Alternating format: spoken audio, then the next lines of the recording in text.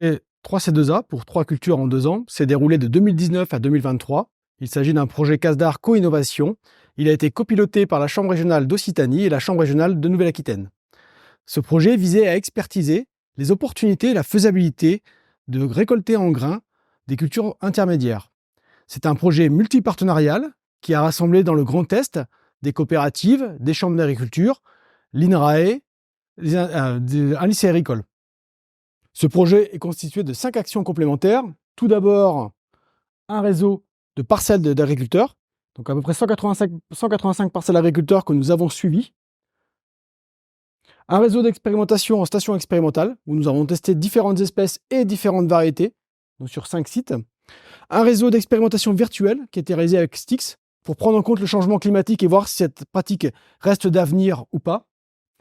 Une partie évaluation technico-économique, qui a permis d'évaluer le côté économique, le côté technique, la faisabilité.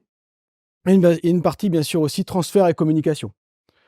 Les résultats du projet ont mis en évidence que les cultures dérobées que l'on peut faire sont différentes selon le contexte pédoclimatique.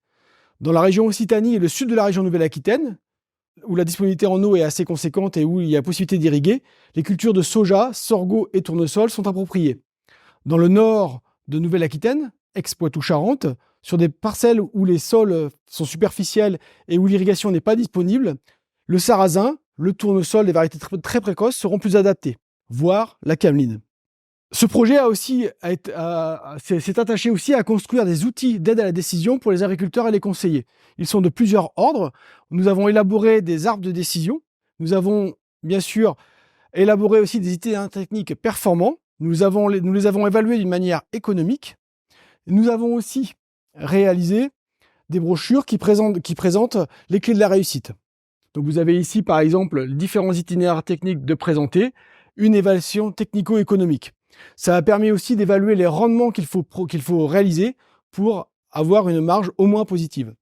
En termes de communication et de transfert, le projet a produit différents supports. Nous avons produit des fiches techniques avec une analyse technico-économique par culture et des préconisations. Nous avons produit aussi 2 vidéos, un témoignage d'agriculteurs et aussi des exemples de parcelles suivies. Un guide technique a été produit en même temps qu'un diaporama pédagogique des résultats. Donc vous pouvez aussi retrouver tout ça sur notre site. Vous allez aussi retrouver les webinaires du colloque de restitution qui ont eu lieu fin mai 2023. Le site pour retrouver tous les résultats, vous l'avez sous les yeux, AgriConnaissance. N'hésitez pas à y aller. Merci.